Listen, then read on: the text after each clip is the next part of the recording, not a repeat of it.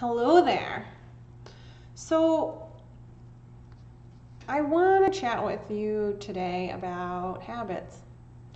Um, Today, we're kind of at the end of January now, it's 26 today, and this is kind of the time that our New Year's resolutions die. They're the time that we start to get frustrated, or we lose interest, or we start complaining about having to go to the gym or having to practice whatever we're decided we're going to do, or we start really craving that thing that we've cut out of our diets or whatever it is. And a lot of times, the New Year's resolutions that we have are around habits. They're either you want to change a habit, or you want to stop doing something, or you want to start doing something, like going to the gym or something. Um, so at this point, it feels like we've put in, 3, 4 weeks almost of effort, and we're not really seeing any change, or it's starting to be more work than we thought we were going to have to put into it, maybe. And we're not as excited anymore. So that like adrenaline piece, or that excitement that was getting us through in the beginning, isn't really doing it for us anymore. And really, what's happening is that we're expecting a result to come from the effort that we've put in. We think, okay, we've put in this little bit of effort, and we expect this little bit of result. But the kinds of things that we're changing, like we want to change the way our body looks, or we want to make more money consistently, or we want to stop drinking and we want to feel better, we want to sleep better, whatever. These are not things that you put in a bit of effort and you get a bit of result. It's a compounding effect, right? So it's not you're doing a workout for, like, say you do 100 days of workouts, however long that takes, you do 100 days. And, by the 100th workout, say your goal was to jump 40 centimeters. 40 centimeters? 40 inches. 40 inches. Doesn't matter. So your goal is to jump whatever your goal is to jump. And you want to make it onto the plyo box. And so you're trying and you're trying and you're trying, and then finally on the 100th attempt, or the 100th day that you've worked out, you do it. You're like, yes! But it's not that 100th attempt that got you on the box. It's the 99 leading up to that got you on that box. So as you're learning to do this, and as you're putting in the time and the work and whatever, it's not like you tried 10 times and then you were able to jump, then you were able to do it, or you were able to jump a little bit. I was listening to James Clear talk about this on the Fizzle Show today. And he was saying that his favorite example of this is like an ice cube on a table. So we have an ice cube and we're in a room. We have this ice cube on the table, and it's like, I don't know, -10 in this room. And we turn the heat up by a degree. So now it's -9, now it's -8, now it's -7. And we continue to heat the room up 1 degree at a time. And none of those degrees do anything to the ice cube, right? Like the difference between -10 for that ice cube and -1, it's the same, it's still frozen.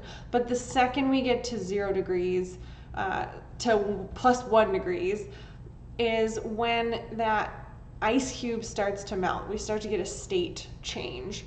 And it's not that 1 degree would have caused the state change, because we've altered the room by a degree. Like every shift was a degree, but it's only that last degree, that to go to +1, where you start to get a shift in the state of the ice cube. And that's true in a lot of places, right?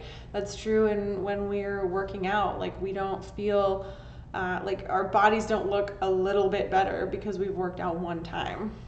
Like our oral health does not get a little bit better because we brushed our teeth one time. All right, maybe that's a bad example because it would be slightly better after. But you know what I'm saying. It's a compounding effect. And so in the beginning, when we're trying to persevere through that little dip before the rise, then that starts to get really challenging because we're putting all this effort in and we're just not getting anywhere. Or it feels like we're not getting anywhere, but truly we are. It's just we have to keep going on this journey. And we see this in business too, right? Like we are posting on social media, we're doing a content marketing campaign and we're posting on social media, and in the beginning nobody's looking, nobody cares, and nobody's seeing your post, you don't have an audience. But slowly you're posting and you're posting and you're posting, and then maybe the 2000th social media post or 2000th blog post is the one that breaks, and you suddenly have a huge audience. And it's not because that one blog post was amazing, it's because you worked for it for that 199 leading up to it. And so when we think about how our habits can be measured by results, right? So the results are a lagging measure of our habits.